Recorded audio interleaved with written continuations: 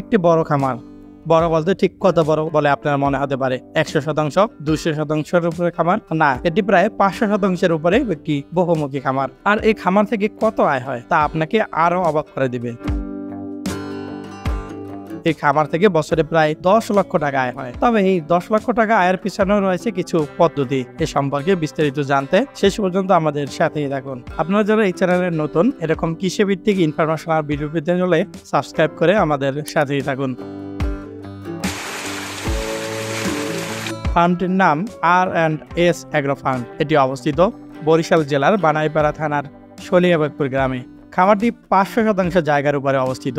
500% মানে কি? যার এক প্রান্ত থেকে তাকালে অন্য প্রান্ত ভালোভাবে দেখা গেল অস্পষ্ট। তবে এটি নির্দিষ্ট একক কোনো খামার না, এটি হচ্ছে একটি সমন্বিত খামার।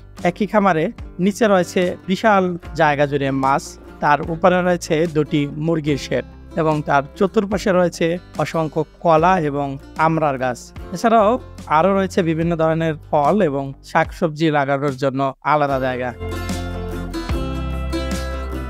এছাড়াও একই খামারে রয়েছে গরুর শেড, হাঁসের খামার রয়েছে, কবুতরের জন্য আলাদা ছোট একটি খামার। খামারটি অত্যন্ত সুপরিকল্পিত। যেমন যখন মুরগির বাজারজাত করা হয় ততদিনে মাছ বড় হয়ে যায়, আবার যখন মাছ বাজারজাত করা হয় তখন আবার খামারে আসে অন্যান্য ফসল এবং সবজি সমারোহ।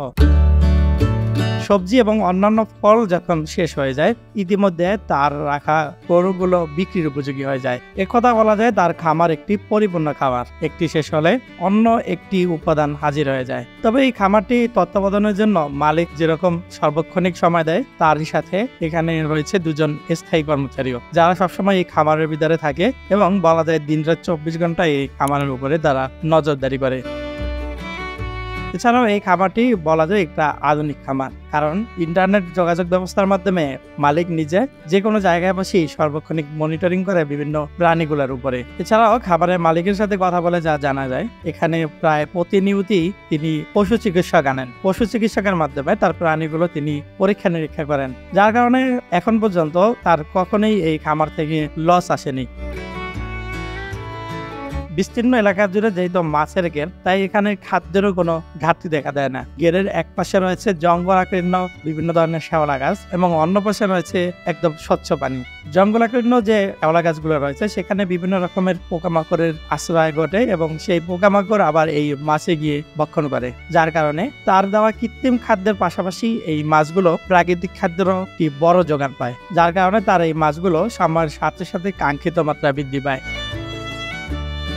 এই খামারটিকে বলা যায় একটি শিক্ষণাবেশ খামার, কারণ এই খামারটা একটি সমন্বিত খামার এবং তার পরিকল্পনা এতটা সুনিপুণ যে একটি উপাদান অন্য উপাদানের উপর নির্ভরশীল থাকে এবং প্রায় সারা বছর জুড়ে এই খামার থেকে তার ইনকামের পথ খোলা থাকে। খামারের কাছ থেকে পাওয়া তথ্য অনুসারে তার এই বহুমুখী খামার থেকে প্রথম বছরে সে শুধু 7.5 লক্ষ টাকার কলাই বিক্রি করেছিল এবং বর্তমানেও তিনি আমড়া বিক্রি করেছেন এবং তার চতুর্পাশে যে আমড়া গাছগুলো রয়েছে সেগুলোর জন্য তেমন কোনো পরিচর্যা নেই। তিনি একবার যে রোপণ করেছেন সেটাই তার পরিচর্যা এবং এই আমড়া গাছ থেকেও তিনি এবার প্রায় 4.5 লক্ষ টাকার আমড়া বিক্রি করেছেন। বিভিন্ন এলাকার পাইকাররা আমড়া যখন ফুল হয় তখনই এসে তারা চুক্তিবদ্ধ করেন এবং আমরা যখন পর্যাপ্ত ফলন হয় তখন আমরা তারা পেরে নিয়ে যান। বলা যায় এই খামারির এই আমড়া গাছের উপরেও এক্সট্রা কোনো চিন্তা বা কষ্ট করতে হয় না। এছাড়াও তিনি ছোট ছোট মাছের পোনা কিনে তার এই মাছের ঘেরে লালন পালন করে কিছুটা বড় করে বড় পোনা হিসেবেও বিভিন্ন জায়গায় সরবরাহ করে, সেখান থেকেও তার ভালো একটা উপার্জন হয়। এছাড়াও যে পোনাগুলো বিক্রি করা হয় না, বড় হয়ে যায়, সেগুলো কেজি হিসাবে পাইকারি আড়তে বিক্রি করে দেন। তার খাবার সুবিশাল এবং বড় হওয়ার কারণে বিভিন্ন জায়গার পাইকাররা তার খামারে এসেই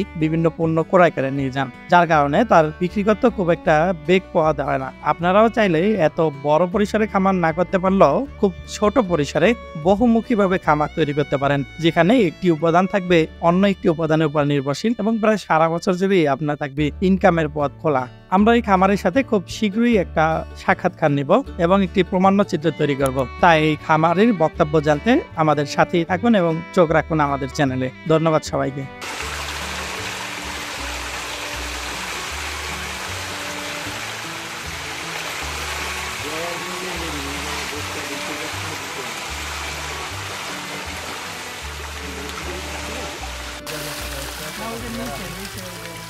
ওইখানে এখন না ওটা আমরা লাগাই, বুঝতে লাগাই, লাগানো